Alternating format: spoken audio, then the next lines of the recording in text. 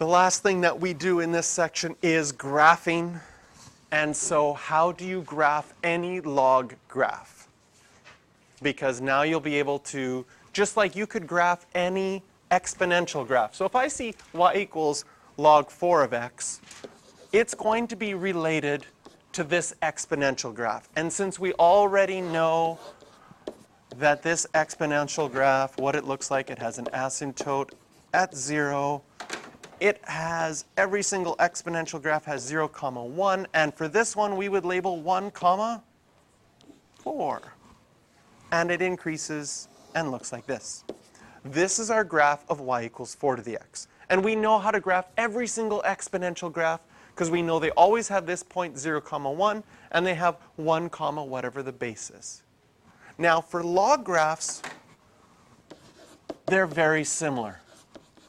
For one, if you know the exponential graph, the log base 4x graph, all that is the inverse. So one way to graph a log graph would just be to graph the exponential first and then graph the inverse. However, by the end of this unit, I want you to look at a log graph and just be able to graph it directly. So just like all exponential graphs have the point 0, 1, all log graphs have the point 1, 0. And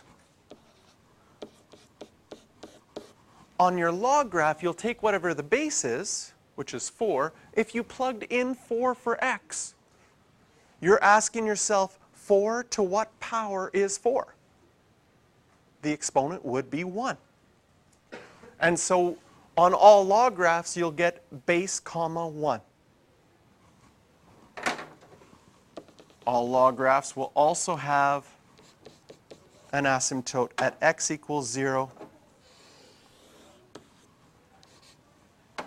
And there's your basic shape of your log graph.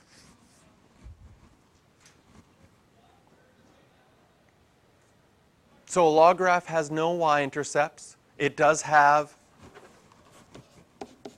an x-intercept, and that x-intercept is always at 1, 0. Does it have an asymptote? Yes, at x equals 0.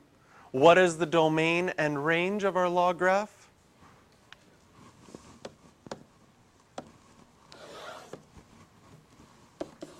Well, the domain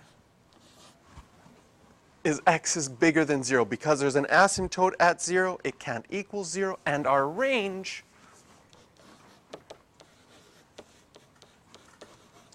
is everything.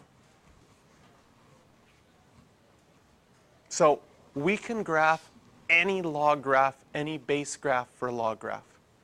And the other thing that we can graph, since we had a special exponential graph with e to the x, we can graph, we'll add this as a part b to this question, we can graph this function, a log of base e to the x. And in this case, this one is so special, this is so special that they'd never write it as log base e to the x. They write it as ln x. And it's called the natural log. And the ln is actually French, I think, like log naturel. That's why the L comes first and then the N after.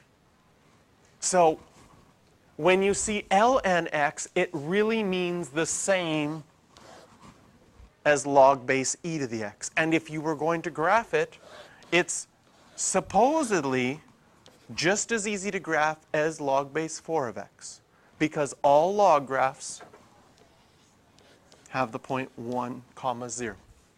And since the base is e, this graph will have e, 1. Just like log base 4 had 4, 1, natural log will have e, 1. And just like all log graphs, you'll have an asymptote at x equals 0. Domain and range will be the same, and this is the graph of the natural log of x. So now that we have parent graphs of natural log or any kind of log with any kind of base? What does that mean we can do with transformations? Oh, and I see the smiles on your faces. We can do all the transformations with our log graphs. Will we? Yes, unfortunately. I'm sorry. We will. But for now, we just need to know our basic graphs. Your questions for practice for this one are 10 and 11.